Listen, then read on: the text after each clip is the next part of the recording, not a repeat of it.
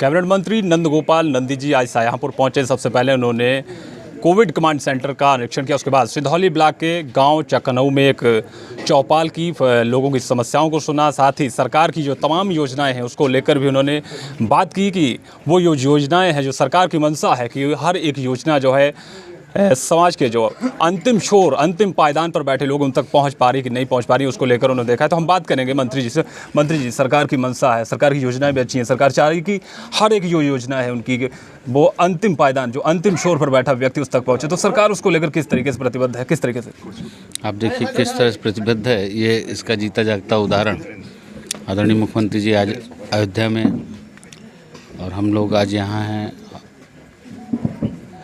आदरणीय मुख्यमंत्री जी ने इस बार 18 मंडल में 18 कैबिनेट मंत्री 75 ज़िले में कुछ टीम बना करके एक किसी के साथ 2 राज्य मंत्री लगा करके 75 के 75 ज़िलों में अंतिम गांव तक हम लोग जाएं। जो सरकार की योजना है, सरकार की योजनाओं का लाभ प्रत्येक व्यक्ति को मिले, सरकार की जो विकास की रोशनी है अंतिम गांव तक पहुंचे, इसके लिए लगातार हम लोग काम कर रहे हैं। और हम सबका परम सौभाग्य है कि इस देश की बागडोर एक परम तपस्वी आदरणीय नरेंद्र मोदी जी के हाथों में सुरक्षित है। देखिए, कोरोना जहां भारत के बारे में देश के तमाम वो बड़े बड़े सामर्थ्यवान देश भविष्यवाणी किया करते थे, वो हमने सुना था कि अमेरिका पूरे वर्ल्ड पर राज करता है, बहुत ताकतवर, सामर्थ्यवान, पैसे वाला देश है। इंग्लैंड का सूर्य कभी अस्त नहीं होता। ऐसे सामर्थ्यवान देश जब कोरोना की लड़ाई में जब कोविड से पूरा विश्व पीड़ित था, लड़खड़ा के गिर गया, भारत की बागडोर एक मजबूत हाथों में थी।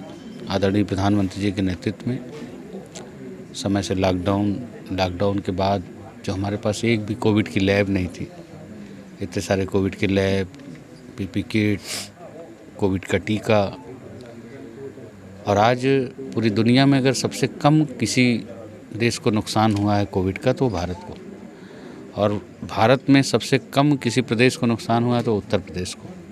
निश्चित रूप से ये दूरदर्शिता, ये दृढ़ संकल्प का ही नतीजा है।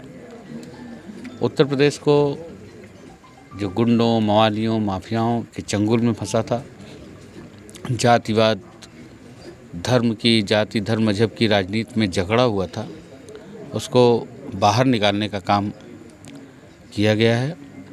और आज उत्तर प्रदेश, हम गर्व के साथ कह सकते हैं, उत्तर प्रदेश पिछले 5 सालों में उत्तम प्रदेश बना है।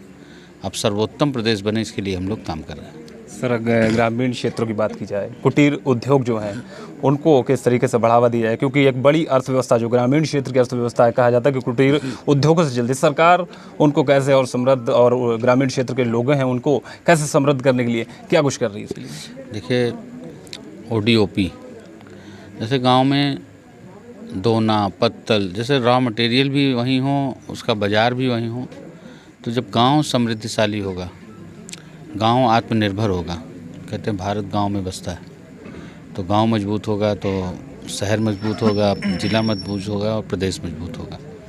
तो निश्चित रूप से अंतिम गांव तक विकास की रोशनी पहुँचे, अंतिम पायदान तक हम लोग पहुँचे।